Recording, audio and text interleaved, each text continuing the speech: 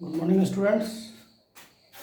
इसके पहले वाले क्लास में हम लोग ओव्यूल की संरचना, बीजांड की संरचना पर प्रकाश डाले थे। इस क्लास में उसकी संरचना में उपस्थित जो बीजांड में जो संरचनाएं हैं उनके बारे में जानकारी प्राप्त करेंगे। मैंने स्पष्ट शब्दों में बताया था कि ओवरी जो अंडाशय होता है, ये आप फिगर आप देख रहे हो, बड़ा सा जो फिगर है ये ओवरी है। ये क्या है? ओवरी है, अंडाशय। ध्यान देखिएगा। और ये थैलेमस है, पुष्पासन है। ये क्या है? थैलेमस, पुष्पासन। कहता है कि इस ओवरी के किसी भी परिधीय क्षेत्र में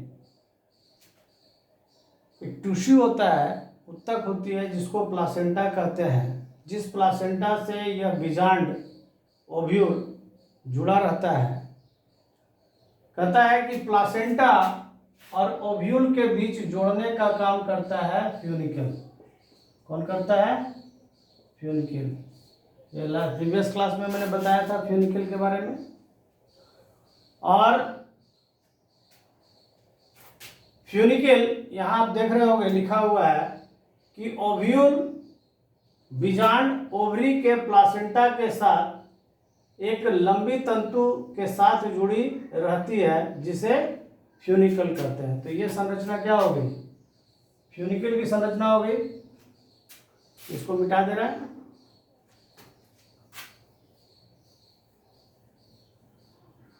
ओके। उसके बाद फ्यूनिकल और बीजांड के बीच मैंने एक स्थान बताया था जो जुड़ा रहता है। इसका नाम हाइलम है। क्या नाम है? हाइलम।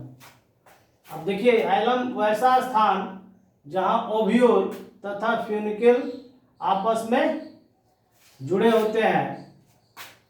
फ्यूनिकल आपस में जुड़े होते हैं। कैसे होते हैं? आपस में जुड़े रहते हैं।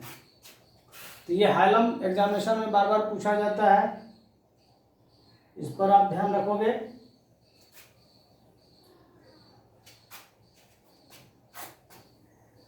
उसके बाद हाइलम जो है, कहता है कि यह जो ओव्यूल है, इसका जो ये इंटेगुमेंट पार्ट है, जो इसको सुरक्षा दे रहा है, बीच के पार्ट को हम क्या बोले?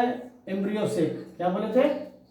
इधर लिख रहा है, एम्ब्रियो शेक। हिंदी में कहते हैं भ्रूण कोश। इसमें पैरेन्काइमा सेल भरा रहता है, जो इस पूरे ओव्यूल को पोषण प्रदान करता है। बार बार पूछा जाता है एग्जामिनेशन में कि ओव्यूल को पोषण, न्यूट्रिशन कौन सी कोशिका देती है? तो पैरेन्काइमा सेल। और यह किस नाम से जाना जाता है? तो न्यूसेलस। पाया कहाँ जाएगा? तो ओव्यूल के इंटेगुमेंट में ये भरा रहता है। ओके, क्लियर हो गया?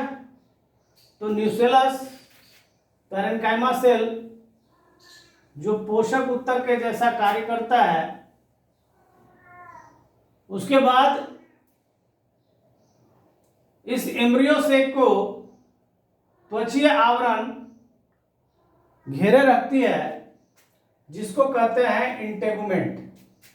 तो कहता है एम्ब्रियो सेक भ्रूण कोश को आवरण घेरे रखती है, जिसे इंटेगुमेंट कहते हैं। तो ये पार्ट हमारा क्या हो गया?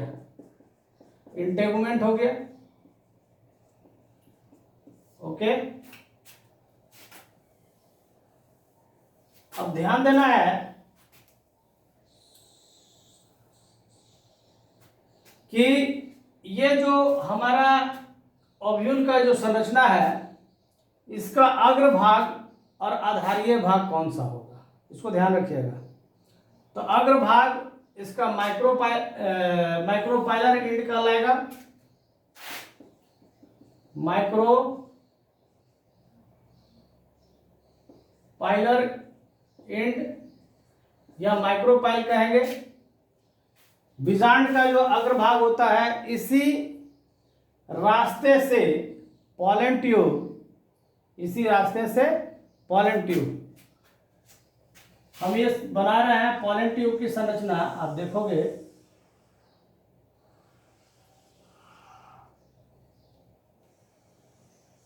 ये संरचना पॉलन ट्यूब की है,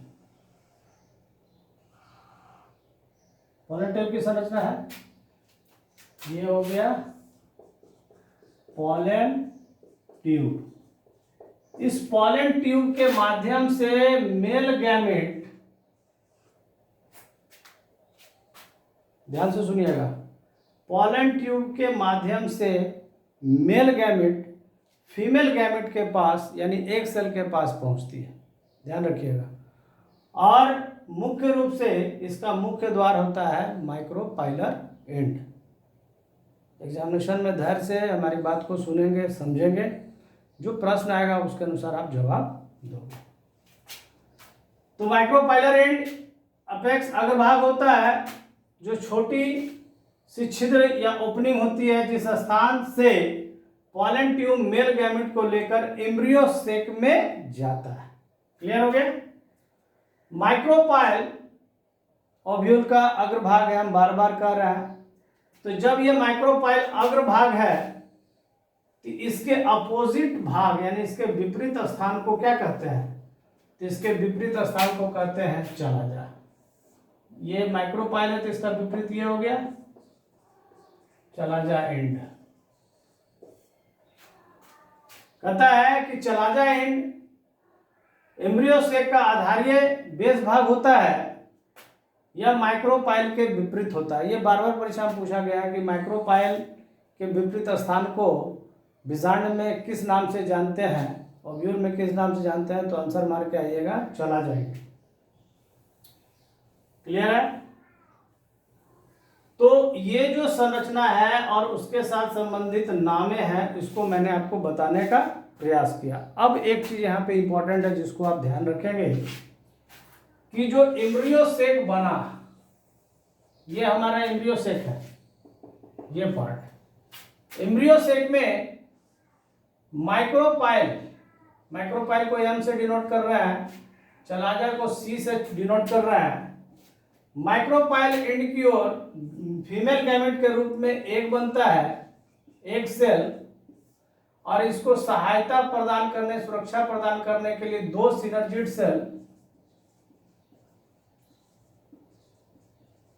सेल की संख्या 2, एक सेल की संख्या 1, और ये जो आप स्पॉट देख रहे हैं गोल गोल, ये इसका न्यूक्लियस है। क्या है? न्यूक्लियस, केंद्रक। ये इसका केंद्रक है। अब यहां ध्यान दोगे कि इसके मध्य भाग में क्या नाम बताए थे? इसके मध्य भाग का नाम हमने बताया था सेकेंडरी न्यूक्लियस,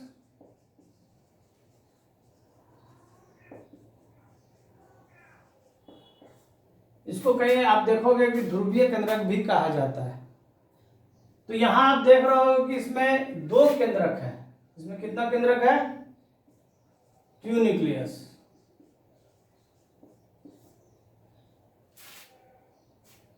उसके बाद माइक्रोपाइल के अपोजिट चला जाए एंड की ओर 3 सेल का निर्माण होता है, जिसको कहते हैं एंटीपोडल सेल। एंटीपोडल सेल, इसकी संख्या कितनी है? 3। और इसमें केंद्रक कितने हैं? तो प्रत्येक सेल में 1 है, ये इसका केंद्रक है। तो अब ये जो एम्ब्रियो सेक है, ये क्या है? इसका पूरा नाम क्या है? Embryo sac. तो एक ओव्यूल बीजांड का जो एम्ब्रियो सेक होता है, या बीजांड की संरचना में यह पूछा जाता है कि एक एम्ब्रियो सेक में कितनी कोशिका और कितना केंद्रक का बना होता है एक बीजांड या एम्ब्रियो सेक। तो आप काउंट करो, एक सेल 1, सिनर्जिड 2, तो 2 1 3, 2 1 3 और एंटीपोडल 3, तो 3 और 3 6 और एक सेकेंडरी न्यूक्लियस, यानी कि 7 सेल्ड 7 कोशिकीय। और केंद्रक की संख्या आप काउंट करो तो 1 2 3 केंद्रक, बीच में 2 तो 3 2 5 केंद्रक, 1 2 3 तो 5 और 3 8, यानी 8 न्यूक्लिएट स्ट्रक्चर एक एम्ब्रियो सेक या ओव्यूल की होती है। ये बार बार एग्जामिनेशन में पूछा जाता है कि एक ओव्यूल में या ओव्यूल के एम्ब्रियो सेक में कितनी कोशिका और कितनी केंद्रक पाई जाती है। तो प्रश्न जैसा भी, यदि एम्ब्रियो सेक बोले तो भी घबराना नहीं है, यदि बिजांड या ओव्यूल बोले या मेगास्पोरेंजियम बोले तो भी आप घबराएंगे नहीं। आंसर एक है 7 सेल्ड 8 न्यूक्लिएट स्ट्रक्चर, अर्थात 7 कोशिकीय